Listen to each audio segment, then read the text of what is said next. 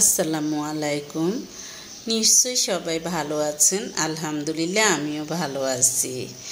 যখন দেখবেন দরিদ্ররা ধৈর্যহারা হয়ে গেছে, শাসকরা মিথ্যা কথা বলেছে, ধনীরা কৃপণ হয়ে গেছে, মূর্খরা মঞ্চে বসে আছে, জ্ঞানীরা পালিয়ে বেড়াচ্ছে, তখন বুঝবেন দেশ ও সমাজ নষ্ট হয়ে গেছে।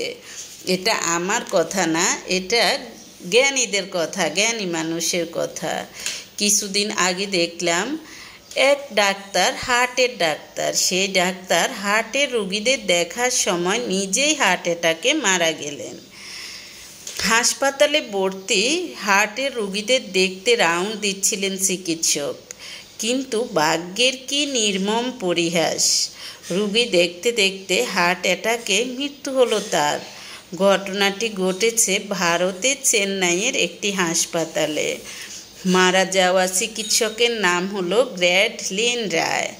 প্রতিবেদন অনুযায়ী ৩৯ বছর বয়সী গ্র্যাডলিন রায় চেন্নাইয়ের সাবিথা মেডিকেল কলেজের কনসালটেন্ট কার্ডিয়াক সার্জন ছিলেন। আর রোগী দেখার সময় ওই হাসপাতালে হার্ট অ্যাটাক করে মারা যান তিনি।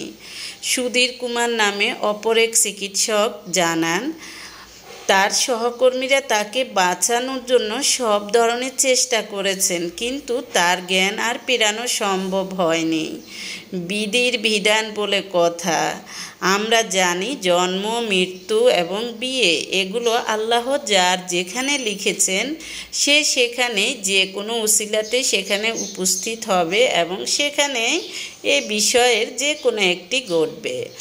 অর্থাৎ যখন যেটি ঘটার, যখন জন্ম হওয়ার হবে, যখন মৃত্যু হওয়ার হবে, যখন বিয়ে হওয়ার হবে, কেউ চাইলে জোর করে এগুলো কিছুই ঠেকাতে পারবে না। সব কিছুই বিধির লেখন, কিন্তু কিছু কিছু ক্ষেত্রে সাবধানতা অবলম্বন করা হলে কিন্তু অনেক কিছু থেকে রক্ষা পাওয়া যায়। কিন্তু এই বিষয়গুলো অবশ্যই সৃষ্টিকর্তার লেখা ছাড়া হবে না। ওই হাসপাতালের সিপিআর, তারপরে হলো স্ট্যানিং সহ জরুরি যত ধরনের ট্রিটমেন্ট ছিল সব ওই ডাক্তারকে দেয়া হলো। তারপরেও ডাক্তারটাকে বাঁচানো গেল না। ডাক্তারটা কিন্তু ওই রকম বয়স্ক ছিল না, ৩৯ বছর বয়স মাত্র, দেখতে সুদর্শন।